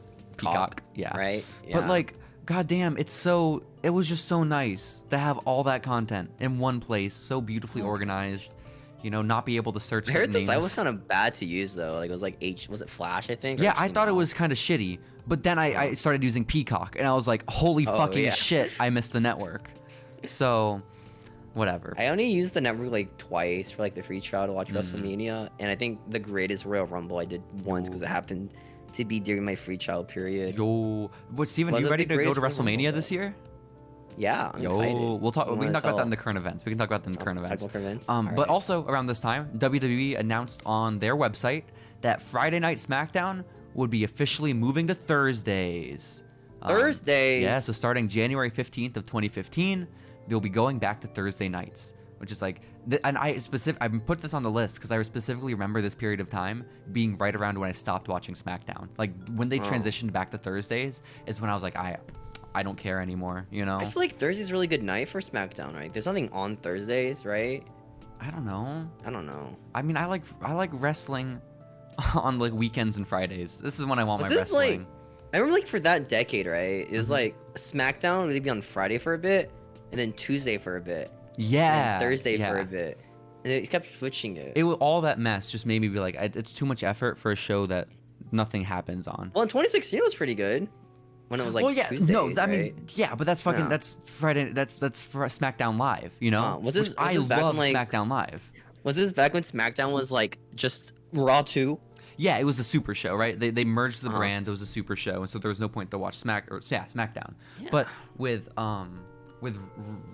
the brand split a couple years later. Of course, I started watching SmackDown again, you know, because that was like, oh my god, I missed 2016, Peak. It was 2017.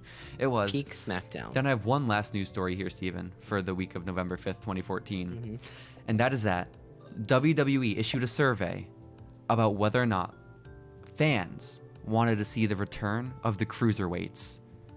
Oh, And- I think I voted yes for that. You did? That's exciting. Yeah, because I was really into like the cruiserweight stuff. They Like, also classic, asked right? if they would want the cruiserweights, The if they show? brought them back, to have their own show, to be on Yeah. Raw, or to be on SmackDown, or to be on NXT.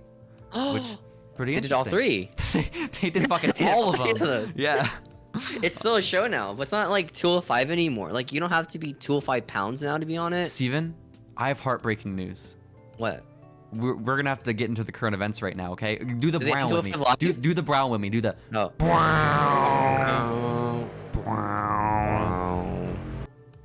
Steven, What up? I'm about to break your heart. No, they end 205 live. As of this There's no week, way. Uh huh. WWE has officially canceled 205 Live. No, dude, 205 Live legit was like an alright show to watch. They have. I like 205 Live. I kept up with it for like the first year, I think. Yeah, I kept up with it for the first like Yeah. maybe 4 or 5 months. You know. Because like I think it peaked with Enzo, and then once they fired Enzo, I was like, Yeah, there's no reason to watch anymore. Yeah, exactly, Yeah. exactly. But they're replacing it with a show called NXT Level Up, Huh? which it's just gonna be Yeah? the B show for Just- NXT. Is it just? It's gonna Wait, be is the NXT same still show. development? Yeah. Because like, Yeah. it's more developed now, right? Like 2.0. 2.0 is more developmental than 2017. So is it 2018 developmental or NXT. developmental? Because that's what 205 guess. 205 Live was for a bit. Well, yeah, basically, it's gonna be the same exact show because 205 Live has meant nothing for so long now. What's not even live? It's not live. It's not a 205-pound weight limit. None of it makes any sense, okay? but Steven, it's basically going to be the same thing that it's been for a while. So NXT Level Up is just going to be like the scrubs of NXT having matches, I guess. So, but I'm like so 205 sorry Live. that 205 Live is dead. I hate to Dude, break that news. I think because like the thing about 205 Live was like it aired after SmackDown finished like taping, right? And the crowd was just like tired. so dead. So just Yeah. like these little like vanilla midgets coming out using these cool spots. The crowd's like, I don't Yeah, you know. care. Like, Which who the I- fuck is Drew Gulak? Who the fuck? This guy? Which I was listening to. How I found out that news is I was listening to like Sean Ross Sapp's like Fightful podcast, you know, because Oh, yeah? so much Sean news Ross? has been happening in wrestling this week. Like our current event segment is gonna be stacked. Yeah, it's crazy. okay? Today was weird. Like I This haven't week was, cared like, about insane. wrestling in so long, but I listened to so much wrestling news this week. But they were talking about 205 Live ending, and an interesting question that or a little gimmick they did on their show was to name their four pillars. Their Mount Rushmore of 205 Live. 205 which Live? I thought that'd be a good question for you That's because you easy, actually dude. watched That's it. easy. Yeah, who's your Dude, Mount? of course I think Neville, right? Neville. Okay. Neville probably Enzo, Enzo. and I think Cedric would be one of them as well, and Cedric? maybe Ali. Ali. I think those are the four, because like those are the guys they pushed. Oh, I'm missing one. Is there 5 or 4? That's 4. That's 4. Mount Rushmore has 4 people on it. Don't you worry your I little got heart. confused for a second. But yeah, I don't, cause like I remember, cause like they were slowly building Cedric to be Mm-hmm. like the big guy, like dethrone Neville, You want and to then put Buddy Enzo Murphy? debuted. You want to put Buddy Murphy on there? No, cause Buddy Murphy was like he came out after the Cruiserweight Classic 2, I believe, Mm-hmm. and like beat Cedric, and then after that, didn't really. So we're Too talking like much. original 205 Live then. Yeah, it's like well, cause I watched like the OG 205 Live. I didn't watch the fucking. Oh shit, we gotta after put Enzo. fucking Grand Metalik on there. He won the Cruiserweight tournament, you know? My gosh, you're right. Who did he beat? I felt bad because like I don't know. He beat TJP. TJP. I'm a TJP. Oh wait, no, it was right? the other way around, right? Didn't TJP beat No, Grand no, Metalik? TJP won. He beat Grand Metalik, right? Oh my And god. then like his first title defense was against was it Was it fucking Brian Kendrick?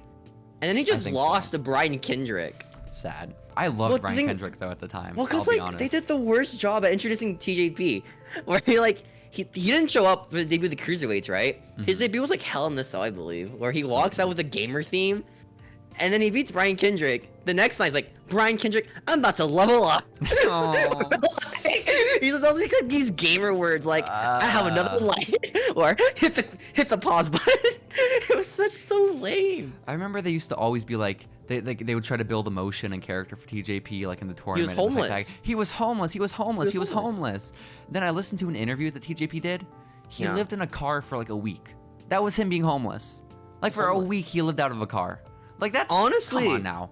I feel like for TJP, I think they wanted to market him towards like teen girls. I want to say, right? With his gamer gimmick. His gamer gimmick. I don't know. I would have been just like a frat boy douchebag like he is right now. Yeah. Like in real life. Like the Logan Paul gimmick. I would give him like a Logan That would be Jake good. Paul That would be gimmick. very good. Especially with the shitty ass tattoos. That'd be sick. Oh my god, his tattoos are so shit. So shit. His But tattoos Steven, are so bad. rest in peace 205 Live. We have bigger and better news to get to. Live. Did you do like a project on 205 Live for like math class or something? Oh, for my stats class. I weighed. I did something about the weights of all the people on 205 Live. I did a statistical whatever the fuck analysis. Yeah. It was in the hallways for a while, wasn't it? That's so good. We were just reading this 205 Live side. That's so good. Enzo weighed the most on the roster. I remember. I thought it was Buddy Murphy. Wasn't he like? Well, Buddy Murphy wasn't there yet.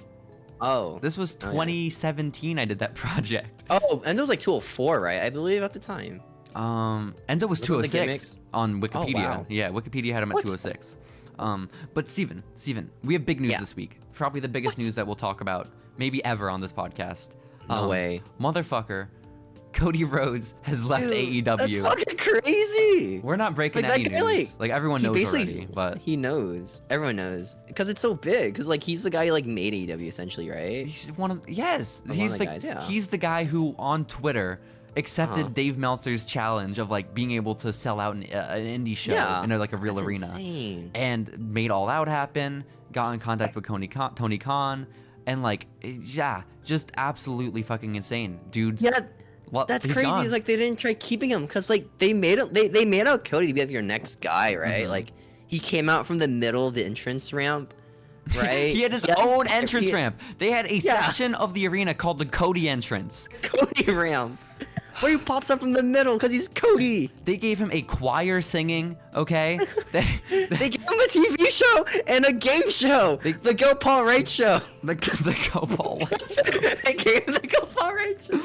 They gave him his fucking fireworks too. An entrance when they fired the firework guy for scaring his dog. They gave him his own segment on every episode of Dynamite, the Codyverse as it's been deemed. That's crazy. And just they let him feud with QT Marshall on TV for 4 months. Is what they did.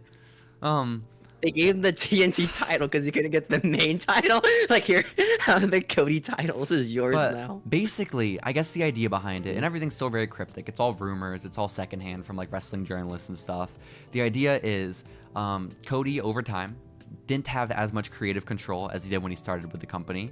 As Tony Khan like started to be more on top of things and was like more responsible for booking. I could see that, right? Because like I remember like he used to have like 10-minute like promo segments. Now it's like 5. The thing is, early AEW, Cody was at his peak, you know? Well, Cody, they didn't have anyone else, right? I mean, a little. Well, I mean, they had Jericho, they had Moxley, they had Omega. But that was really it. Like, I feel like now they have like so many people. They have so many. You're right. They've got Bryan Danielson. They've got Miro. They have NXT. They legit just have every guy who got dropped from NXT. They had a lot of people. But the thing is, there are a lot of big names and stuff like that. Now they're so like. They're paying a lot of money to other people like fucking CM Punk, you know? Like the money you have to bring CM Punk back to wrestling is a lot. I don't think it's worth it, but maybe it is a lot, I assume. But basically Cody apparently wanted a bit more money, especially because he didn't have the creative control that he like wanted to have as well. I think that's fair, honestly, right? Because like, well, it's fair because he's been there for so long and he helped build the company. But at the same time, it's like AEW is paying these other people, and like Cody may have like been so vital to the company starting. The thing is, like, There are bigger but, like, stars than him here Does now. he cost more than like Bryan Danielson or like Well, that's the Moxley thing, like- or CM Punk, right? Yeah, I don't know. But the thing is, like, back when AEW started, he was the biggest star, right? Him and Jericho, and maybe Moxley. But now he's simply not, right? Punk and Danielson are there, and that yeah. So I don't know, man. I don't know. It's tough. I'm excited though. I'm super excited because I assume this means he's going to WWE. I feel He's like going to politics. That's his plan. he's gonna go into politics. I think legit he wants to be like a politician after like 40, I could buy that. which would really suck with his neck tattoo. But Did you see the Photoshop of Stardust, but it's all red, white, and blue? I want to see. Wait, I want to So see the messed American up. Stardust. It's so messed up. Dude, I don't know. If he does come back to the fucking E, I don't know. Do you want us like Stardust or Cody? He's definitely coming back as Cody, cause like fucking that's the whole thing. Cody went away to prove himself to be a main event guy, and now he's coming back. I assume he's going back to WWE to be that, because WWE's not gonna be like, oh yeah, we're gonna pay you the shit ton of money so you can be Stardust. No, they're gonna pay him a shit ton of money so he can be the big star. They wanted him to come back during Ring of Honor, right? I believe, if I remember correctly, like they wanted to come back anyways. Maybe During his indie run, I want to say, but Cody's like, nah. Even at that point, like Cody wasn't the star that he is now, obviously, you know? Honestly, it might be a hot take. I want him to come back with the Smoke and Mirrors theme. Oh my god, that'd be so cool. I think it was sick. I dude. want adrenaline. I think You he want keeps adrenaline? adrenaline. Yeah. You think after, was it Elimination Chamber, Saudi Arabia, Roman beats, who's he fighting? Is Roman even in the pay-per-view? Roman's fighting Goldberg. There's no way he loses to Goldberg, right? He might lose to Goldberg. There's like a 50-50 chance he loses to Goldberg. Wait, it's Goldberg. They had the Fiend lose to Goldberg. Have you seen Goldberg like overall for like the new game? Did you see Randy Orton's? You tell me Goldberg's, I'll tell you Randy Orton's. Dude, Goldberg's 88. Oh, Randy Orton's 88. What? Well, I guess it makes sense with Orton because like he's been in the mid card for a bit, right? Well, yeah, I was gonna say it makes sense for Orton because he's a tag team, and like maybe if he's like a 95, it fucks up the balance. Why of the is tag Goldberg team. 88? What? That's Like so weird. he has these big title matches where he squashes people, Yeah. and he's 88. No fucking. I mean, I guess he lost like Braun. I guess. Braun's not even with the company anymore. Which Crazy. I I'm did have so into that. some 2K22 news on the current events list even. I had that Farouk has officially been Farouk? announced for WWE Farouk? 2K22. Which Farouk? The Farouk. Like what year Farouk?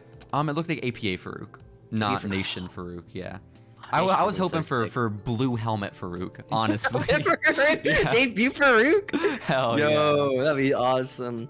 I don't know. I want like Super World wrestlers. I think last time I wanted like Bruno Sammartino to be in the WWE games. I want that so bad. Bruno Just wanna was? Bruno Was was he? in Which like one? 2K14, I think. Was he actually? Yeah, he got the hairy ass chest. What was his entrance?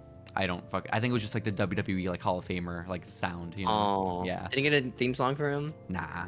But for the real Bruno. news about 2K22 is that a bunch of wrestlers that are no longer with the company that they already made for the game are gonna stay in it. So like Keith Lee, Nia that's Jax, sick. Swerve Scott. Did they get royalty from that? They I fucking assume so, better, right? yeah. Yeah. Unless Yeah. their contract said nah. I was like, nah, you don't get the video game royalty. That wasn't that like why Neville quit, right? Was it the WrestleMania royalty? He not wasn't being in the there for video him? game.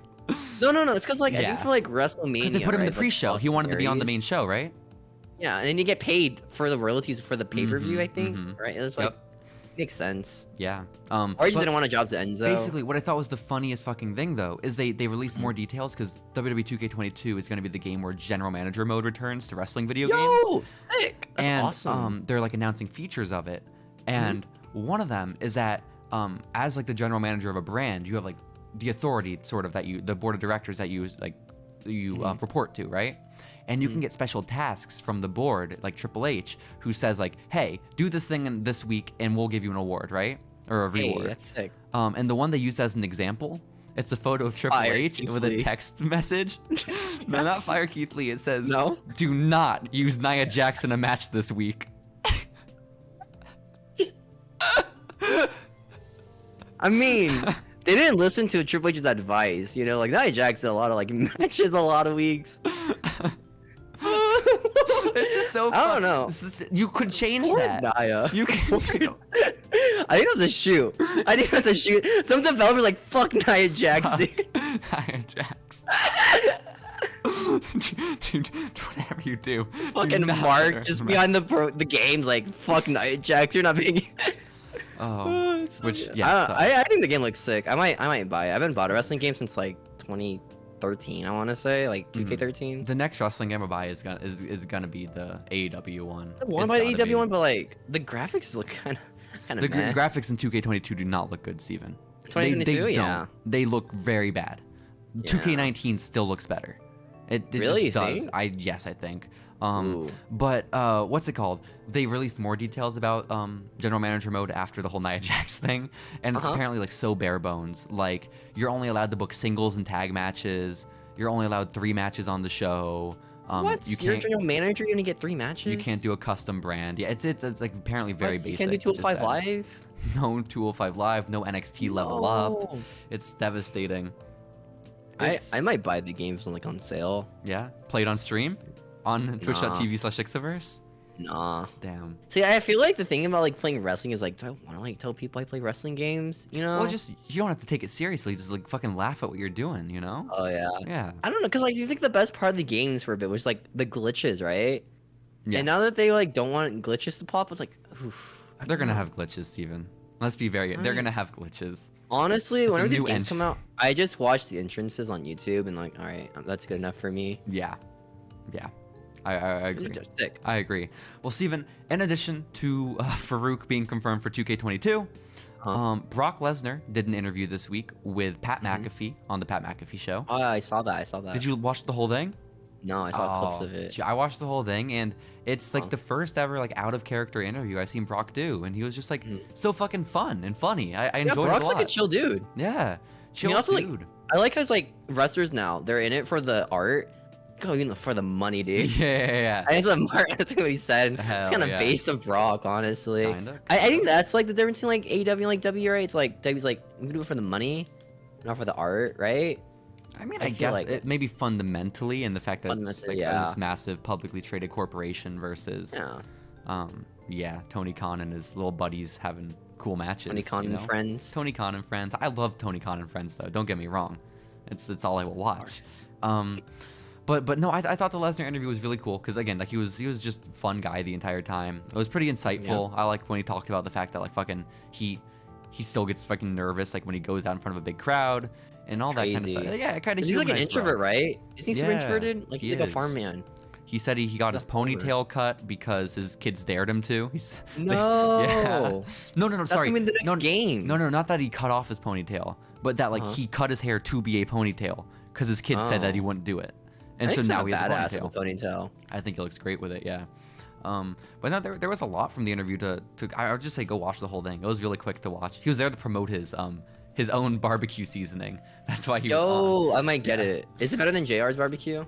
Well, JR's barbecue sauce. I don't know if he has seasoning, so we could mix the two. We could use. Wait, is it like barbecue seasoning? Like you gotta like put on the grill or like? No, you can just like pour it on a plate and use it. You know. What's it called? A seasoning. Brock Lesnar. Just like a Brock Lesnar seasoning. Yeah, I don't know. Where can I buy it from? I don't know. Bearded Butchers. Let's go. Let's go. $11. 11? Brock's face on it. Let's go. You want to buy like a whole bucket of a seasoning? Order it right now. Order it right now on the podcast. We'll do a taste test next week. Taste test? Yeah. Do I have any like steak I can make right now? Oh my gosh. I don't like gosh. cooking on the grill. That's the thing. I like cooking on like the stove. So I understand. Well, taste test in the future. No, but I thought it was a cool interview. There was a lot to learn. But after I listened to this interview, Steven, I got on Twitter today and I saw news that the first inductee into the WWE Hall of Fame class of 2022 was announced. That's a thing still? Mm-hmm. They did it last year? Do you know who it's going to be?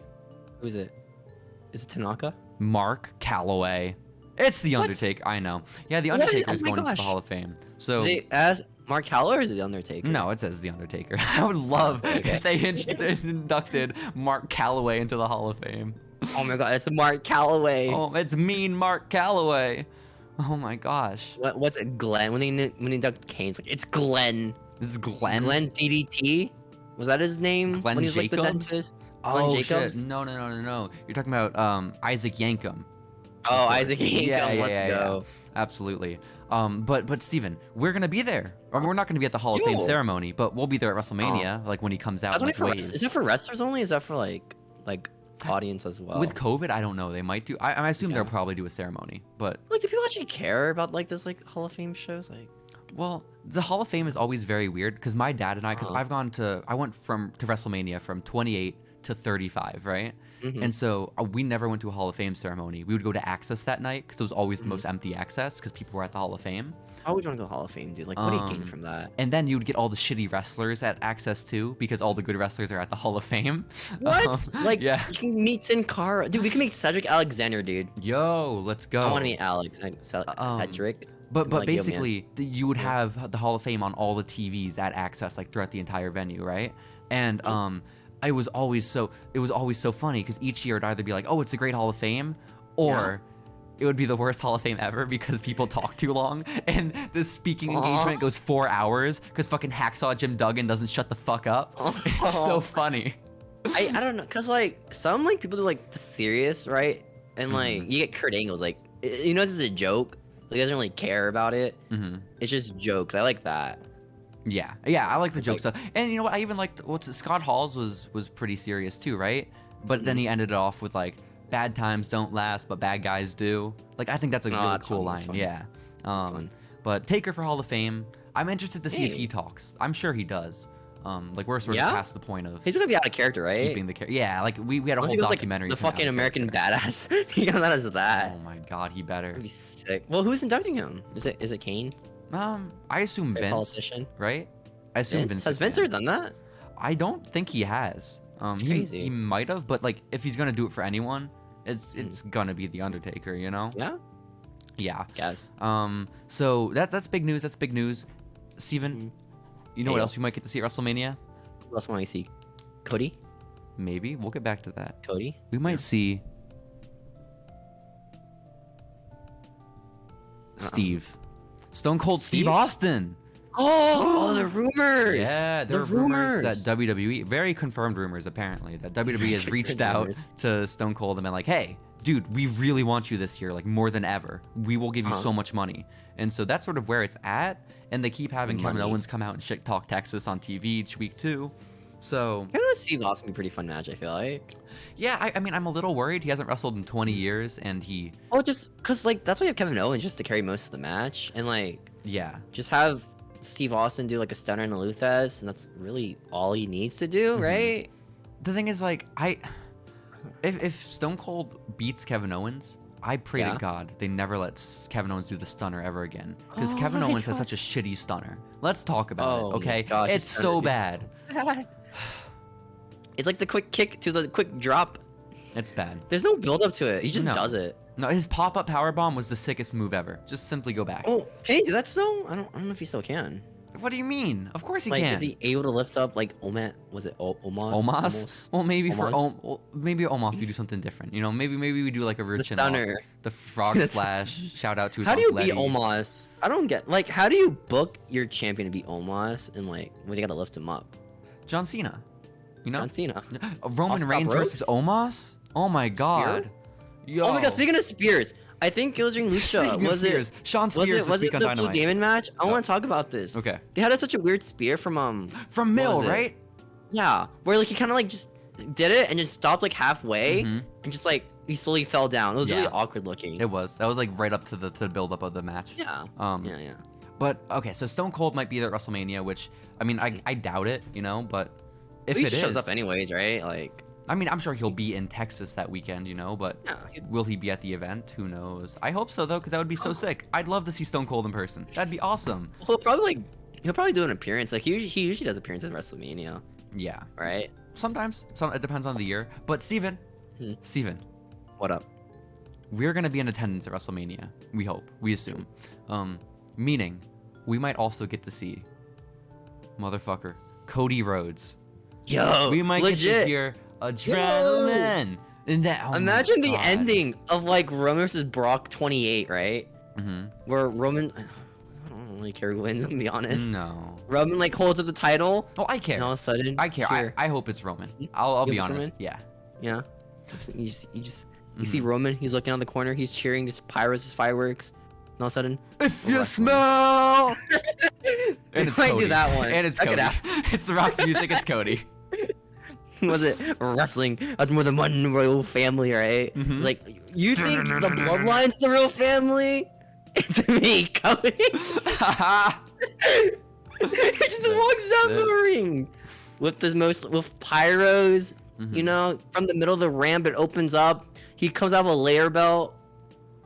Was it like the zip line as well? The zip And line. everything, dude. Oh my, he does the He's cutting Shawn entrance. everything. Yeah. That's awesome. Oh my god. I don't think they can do Shawn entrance. Isn't is it an open stadium or a closed stadium this year? Dallas is. Ooh, I think it's closed. It's closed, right? I think they can I don't know, open is it up if they want to, but I think it's closed.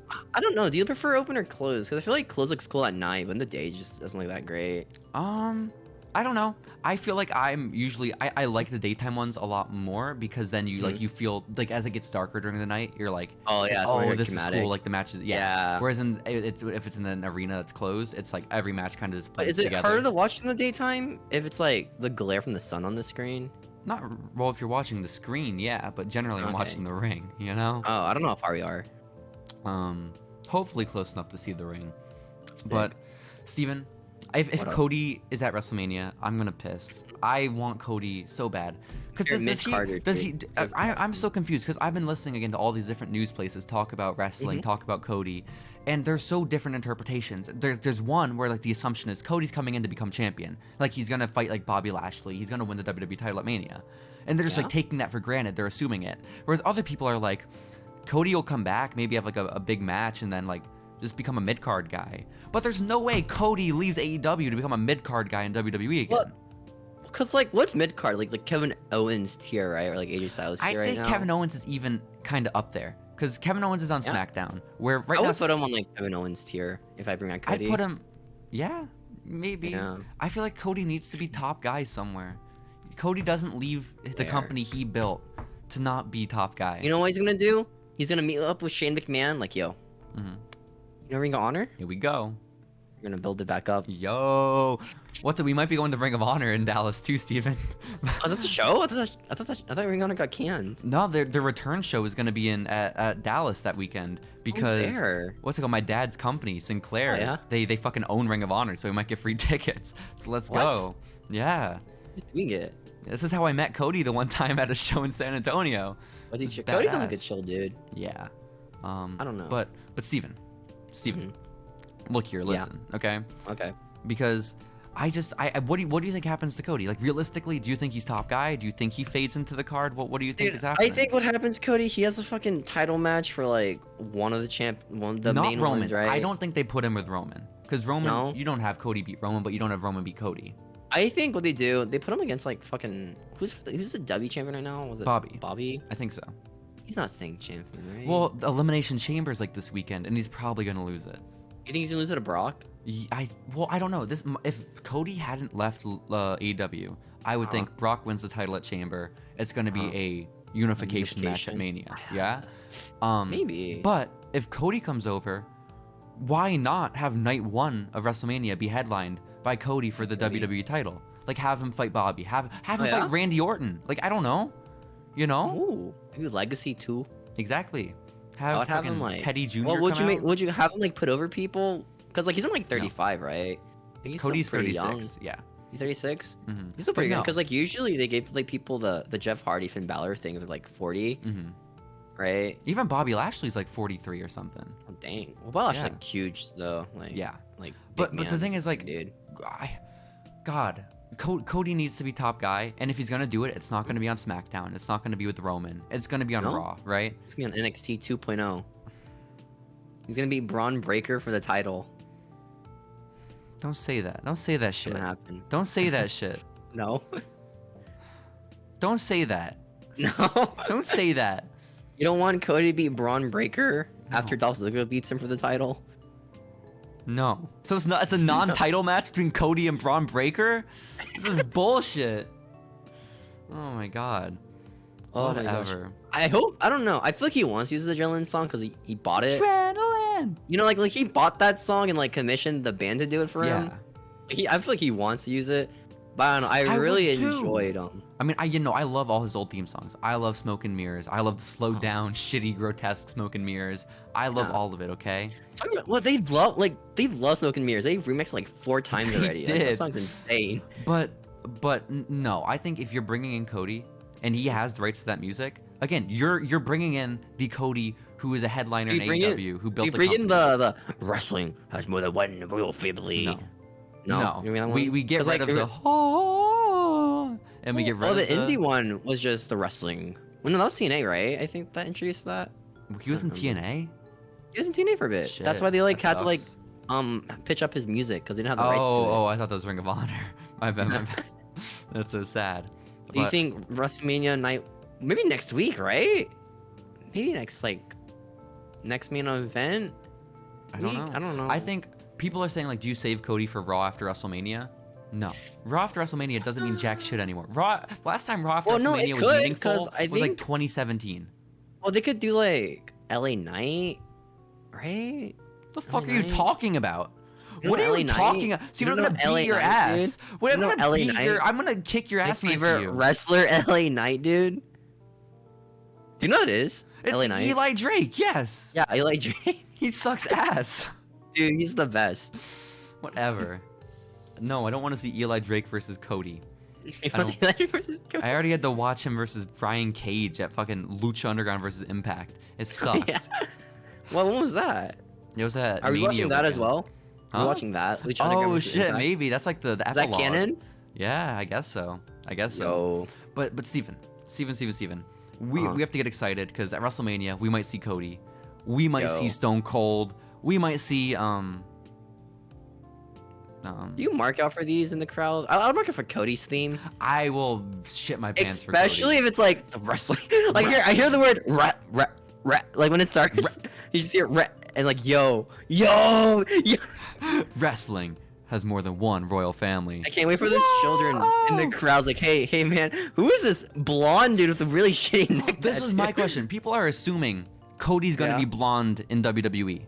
Does he dye his hair back to brown? No way. No? Maybe Vince is like, yo, Cody, tattoo shit. We don't want that. Damn. Cause like legit, doesn't like Vince like hate tattoos? Maybe. I fucking hope. I don't know, but I hope they do cover up that shit on his neck because it's gross. Yes. Yeah. You do Stardust. Love Stardust. Fucking love Stardust too. I don't know, cause like I remember Cody. People are starting to turn on Cody on like Reddit, and I was reading it today. Mm-hmm. They're like, oh, he's the worst EVP, or like, you know, Cody, you're a traitor. You ran back with your tail between your legs. Yeah. I don't give a shit. You know, I'm just excited that exciting things are happening in wrestling. You know. I don't know. It is the WWE. They always just like mess it up somehow in the end. Yeah, and then like if that happens, I'm like, haha, fucking loser, Cody. There's like 2 endings. It's like, fuck yeah, Cody Rhodes is back. Or what the fuck? He can't go back to AEW and be a star at that point. You know, he can't. Well, he's not a star anymore. He can't be a star ever in AEW. I think he wanted to be at first, right? I mean, he's still a star. He's a star. Yeah. He has his own show too on like TNT. Yeah, you don't watch Rhodes to the Top every week? What the hell? I watched the Go Paul White show. That shit's sick. Go Paul White. We have a photo with the Go Paul White show advertisement on Times Square. Awesome. Hell yeah, it is. Awesome, dude. So, Steven, I think it's about time we probably wrap up this episode of Following Lucha, the second edition of Following Lucha. I'm excited though. I'm excited for wrestling, which is something I haven't said in a long time. You're just excited for Cody. I'm excited for even the Stone Cold stuff. I think that's really fucking sick. Yeah. Cause like they're doing Saudi Arabia like what tomorrow, right? I don't know when that is. Sometime soon. I think after that's when they start introducing. What if Cody is on a plane right now to Saudi Arabia? Dude, that'd be sick as fuck. Like Elimination Chamber, like he beats up fucking Austin Theory on the ramp. God. Like just imagine, dude. Austin Theory comes to the ring. You're right. He beats up Vince's Golden Boy. Yeah, he comes out, and it's like you see Austin. His music stops. Like, huh? Then you hear wrestling. There's more than one royal family. All the Saudi Arabians like, oh my god, it's fucking Cody. Do you think the Saudi Arabians know what's up? Are they hip with it? Are they into Cody? Cause like I know like they got TNT over in Saudi. Right? Do they have them in Saudi? Do they have AEW? I know like if there are marks on the internet, they probably know about it. They got Bleacher Report. Yeah, I don't know. Because I know they have internet access. Like they can watch. I don't know. WWE. Selfishly, I want Cody to either debut at Mania or to have the championship match at Mania. I want to debut at Saudi Arabia. That'd be so funny. Oh my god, I hope he doesn't. No, he won't. Right? Nah. He has the American tattoo on his neck. It'd be really like bad. Holy shit, they all booed him. Because that's another big point of controversy. Dude. People are like, is Cody gonna be booed when he goes to WWE or cheered? He's gonna get cheered. He's gonna get cheered. He's gonna get cheered. People are marks, dude. You know, like they're just gonna be see happy they're there when it happens. Yeah. They're gonna turn on him like a month. I feel like after his like return.